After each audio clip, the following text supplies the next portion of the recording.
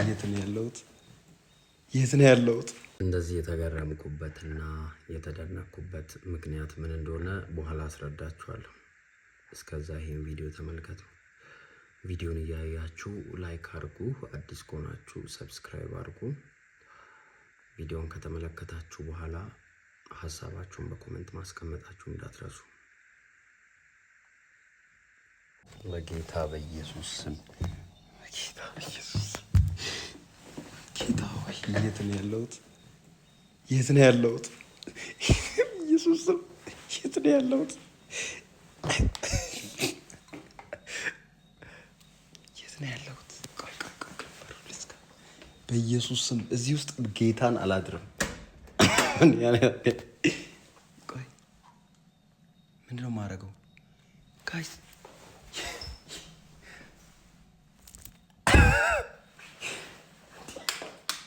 ምንድን ነው የተፈጠረው? ኧረ ወይ የሆነ ነገር ይሁን። ቆይ ጌታ ሆይ ኦ ማይ ጋድ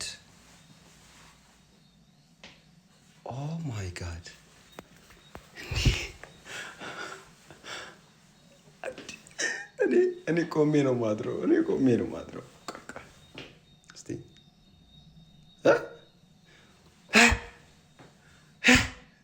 ተው ጋይስ፣ አትብራ እንጂ። ኧረ በጌታ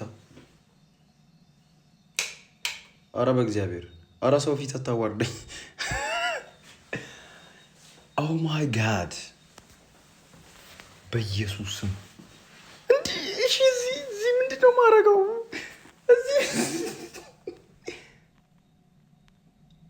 ምንድን ነው የማደርገው እዚህ? ጌታ ሆይ እግዚአብሔር ጌታ ሆይ ምንድን ነው? ታንክ ዩ ሶ ማች አርባ ምንጭ ፓራዳይዝ ሎጅ ታንክ ዩ ሶ ማች እግዚአብሔርን ታንክ ዩ ሶ ማች ስፔሻሊ ሚስተር መኳንንት ደ ማናጀር ታንክ ዩ ሶ ማች። በኢየሱስ ስም ምን አይነት ሩም ነው ያለሁት? ይህንን ቪዲዮ እየቀረጽኩ ያለሁት ከአመታት በፊት በዩኒቨርሲቲ ተማሪ ሆኜ በቆየሁበት ከተማ እንደ እንግዳ ተጋብዤ በድጋሚ መጥቼ ነው እየቀረጽኩ ያለሁት። የተገረምኩበት ምክንያት ይህ አሁን የምገኝበት አርባ ምንጭ የሚገኘው ፓራዳይዝ ሎጅ እኛ ተማሪ በነበረን ሰዓት ከሚላክልን ከ200 እና 300 ብር ቆንጥረን ትንሽ አስቀርተን ያንን ብር ቆጣጥበን እንግዲህ በሴሚስተር አንዴ መተን ሻይ ቡና የምንልበት ጁስ ጠጥተን ፎቶ ተነስተን ፓራዳይዝ ሎጅ ነበርን ብለን የምንወጣበት ቦታ ነበር። ያ ማለት ከአቅማችን በላይ የሆነ ቦታ ነው። ከውጭ አይተን የምንመለስበት ቦታ ነው። ወደ ውስጥ የማንገባበት፣ ወደ ውስጥ ስላችሁ ወደ እንደዚህ ወደ አልጋው ወደ ማረፊያ ቦታዎች የማንገባበት፣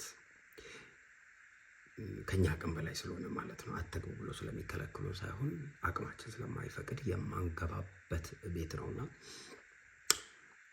ዛሬ ከጊዜያት በኋላ በፕሮግራም ፓራዳይዝ ሎጅ ጠርቶን መተን እንደ እንግዳ ተቀብለው ይህንን የመሰለ ማረፊያ ሲሰጡን አንድ ነገር ተሰማኝ። ያም ምንድን ነው? እግዚአብሔር ትናንትና ከነበርኩበት ቦታ እንደቀየረኝና እንደተለወጥኩ እኔ ራሴ ለውጥ ላይ እንዳለው ገባኝ ማለት ነው። ያ ነው የደነቀኝ።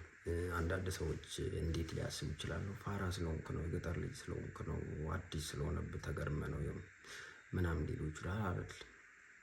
ራሴን ከራሴ ጋር ሳስተያይ ደንቆኝ ነው፣ ገርሞኝ ነው። እንዴት እንደዛ ሊሆን ይችላል? እሱ ስላስደነቀኝ ነውና ትናንትና ኮኔ ላይክ አልገባም እዚህ ሆቴል ውስጥ ከውጪ የሆነ ነገር ተጠቅሜ ብቻ የምወጣ ሰው ነኝ። አስቡት ማለት አሁን ርቀቱ ምን ያክል እንደሆነ አስቡ።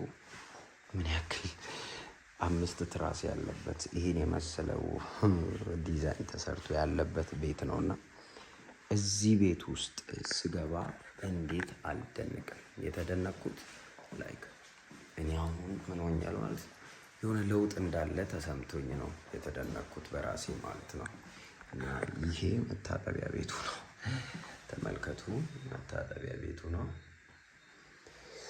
ሰው ይህን የሚያክል ሀገር የሚያክል ማረፊያ ቤት ለእኔ ተዘጋጅቶ ተከብሬ ሲሰጠኝ ስለደነቀኝ ነው። እና እግዚአብሔር ይመስገን፣ እግዚአብሔር ይመስገን። ስለዚህ ትናንትና የሻይና የጁሱን ለመክፈል የሚቸገር ሰውዬ አሁን ዛሬ ደግሞ ራሳቸው እንደ እንግዳ ተቀብሎኝ እንደዚህ አይነት ቦታ ከሰጡኝ ነገ ላይ ይሄን የሚመስል ነገር የመያዝ ተስፋ አለኝ ብዬ አስባለሁ፣ ለራሴ ማለት ነው።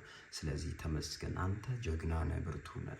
ነገ ብዙ ነገር ታሳካለና በርታ። ብዙዎች አንተን አያምኑም፣ በአንተ ጉዳይ ላያምኑ ይችላሉ። ነገር ግን አንተ ታሳካለህ፣ በርታ። እኔ ተወድሃለሁ፣ ሀብታም ትሆናለህ። ኤኒዌይ የማታው ድባብ ይሄን ይመስላል። የማታው ድባብ ይሄን ይመስላል። ነገ ጠዋት እንግዲህ በዚህ ማለት ነው በዚህ ጫካ ጋይስ ነግቷል። ስለዚህ እስቲ ውጭው ምን ይመስላል የሚለውን አብረን ያለ እሺ፣ ቤት በኩል የሚከፍተው ዋው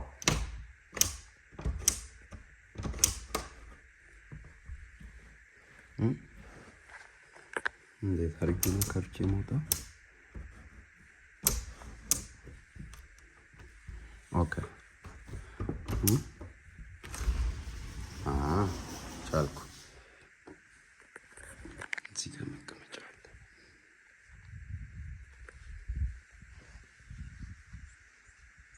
ጌታ ሆይ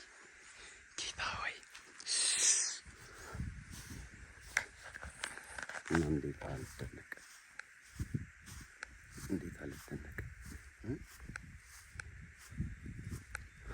እንዴት ነው የማልደነቀው? በዚህ ማለት ነው።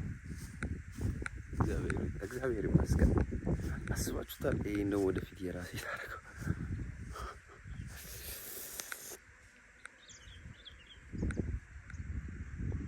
ከፊት ለፊቴ ምን እያየሁ እንደሆነ ላሳያችሁ።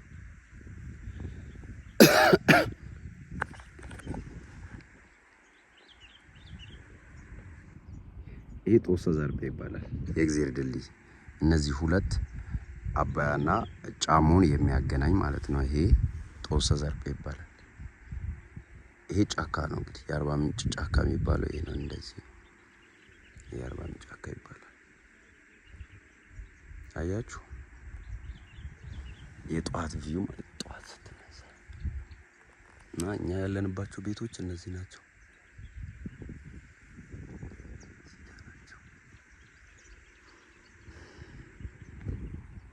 በስማ እንደዚህ በዚህኛው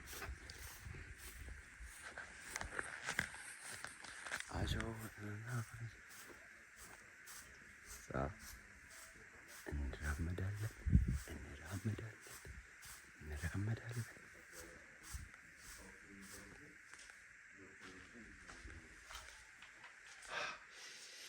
አሸዋ ረግጬ ነበር።